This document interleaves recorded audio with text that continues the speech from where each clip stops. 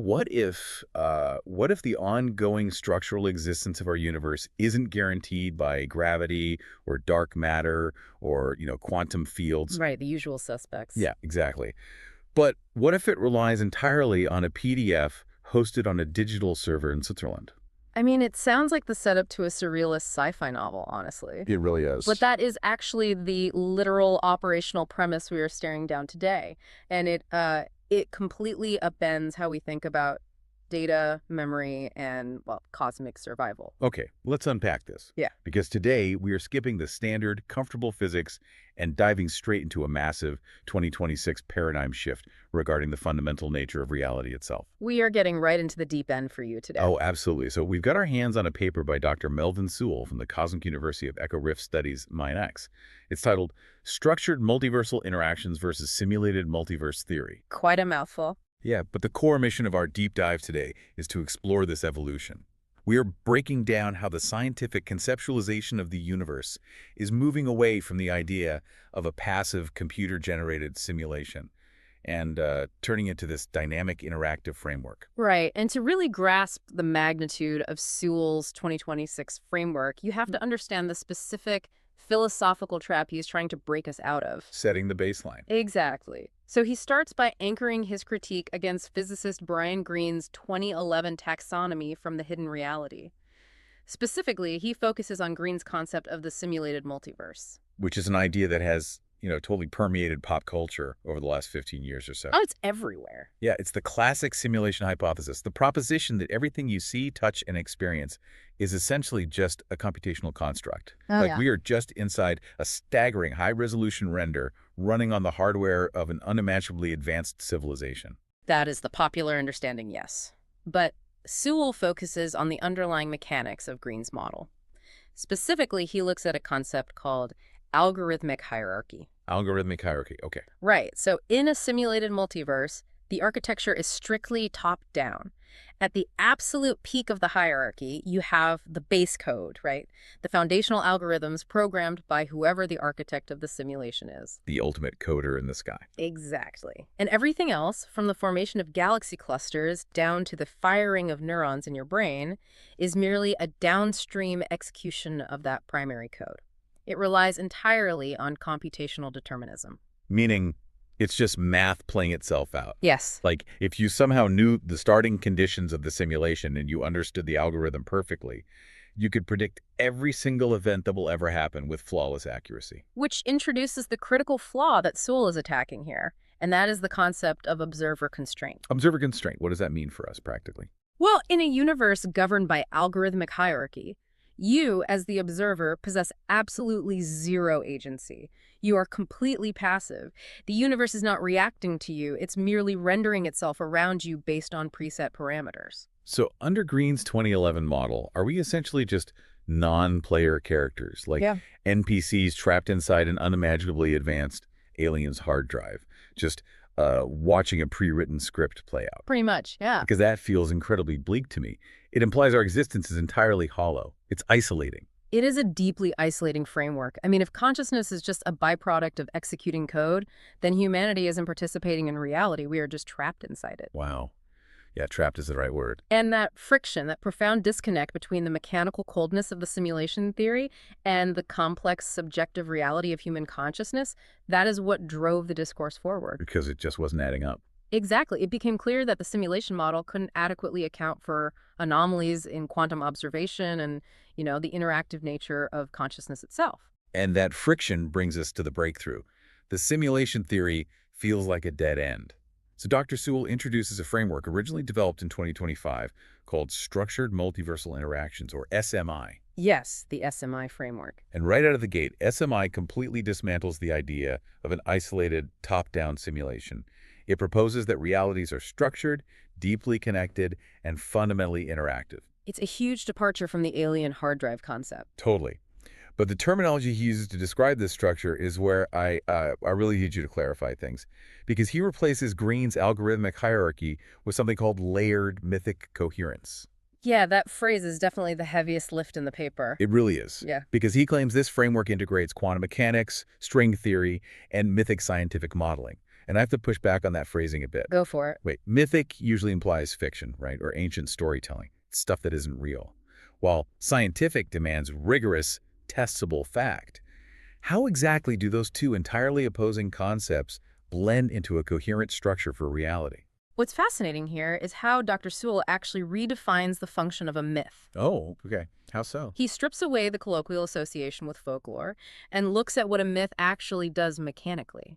A myth is an underlying structure of meaning. A structure is meaning. Right. It is a narrative framework that takes chaotic, disparate points of data and organizes them into a coherent, communicable reality. So in SMI, mythic refers to fundamental narrative truths. I'm still trying to ground that in physics, though. Yeah. How does a narrative truth physically operate alongside something like, say, string theory? Think about the core premise of string theory, right? Hmm. The fundamental ingredients of reality are not microscopic dots of solid matter, but vibrating one-dimensional loops of energy. Right, the strings. Exactly. The specific resonance or frequency of a string dictates whether it manifests as an electron, a quark, or a photon. It's this interactive cosmic harmony. Okay, I'm following you. Sewell scales that concept up to the macro level of the multiverse. He argues that entire universes operate on adaptive progression rules. Wait, so you're saying the universe isn't just executing a static code, it's constantly adjusting its own laws based on how these fundamental strings of data interact with one another? Yes. And to take that a step further, the adaptation requires a guiding structure. When conscious entities observe the universe, when we measure a particle or make a discovery or share information, we are collapsing quantum probabilities into fixed realities. Standard quantum mechanics so far. Right. But if we do that randomly, the universe decays into entropy. However, if those observations are connected by shared meaning, by history, by logical progression, what Sewell calls the mythic canon, then the universe structures itself coherently. Oh, wow. The mythic scientific canon means the physical laws of the universe are inextricably bound to the overarching structures of meaning created by its inhabitants. Okay, the light bulb just went on for me. Yeah. The universe isn't rendering pixels on a screen.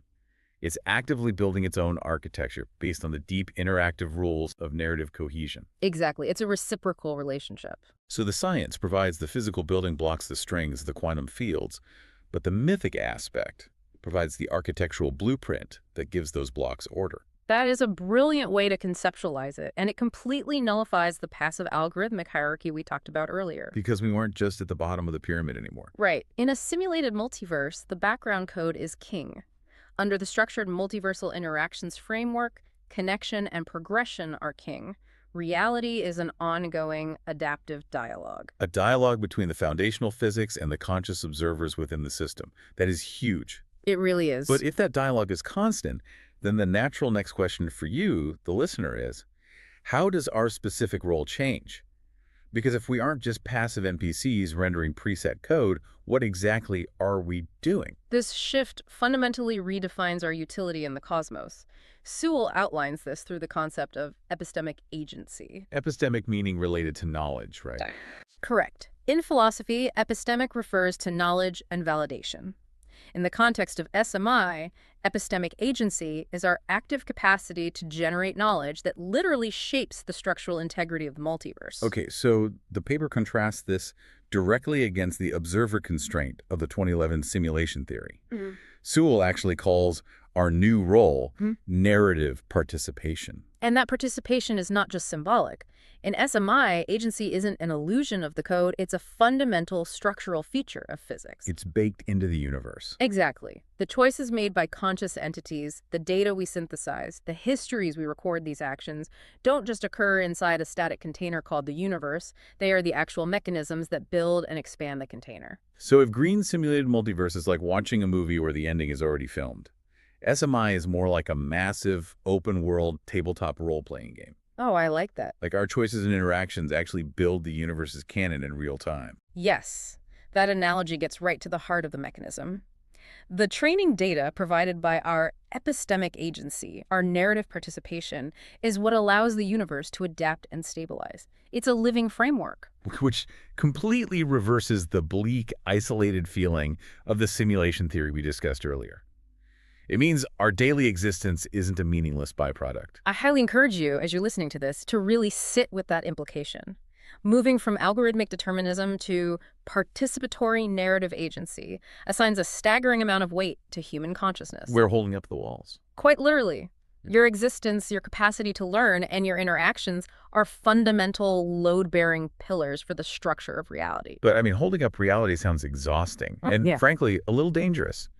Because if the universe is a living, adaptive framework that relies entirely on our shared interactions and shared knowledge to maintain its structure, what happens when that knowledge is attacked? Ah. A rigid simulation is safe on an alien hard drive. Yeah. But a living framework has to be incredibly vulnerable to disruption. It is incredibly vulnerable. Any system that relies on dynamic interaction is subject to friction, decay, and deliberate disruption. And that vulnerability is exactly why Sewell dedicates the final section of his paper to the mechanics of survival. Specifically focusing on operational resilience. Yes. This is the part of the paper that genuinely blew my mind.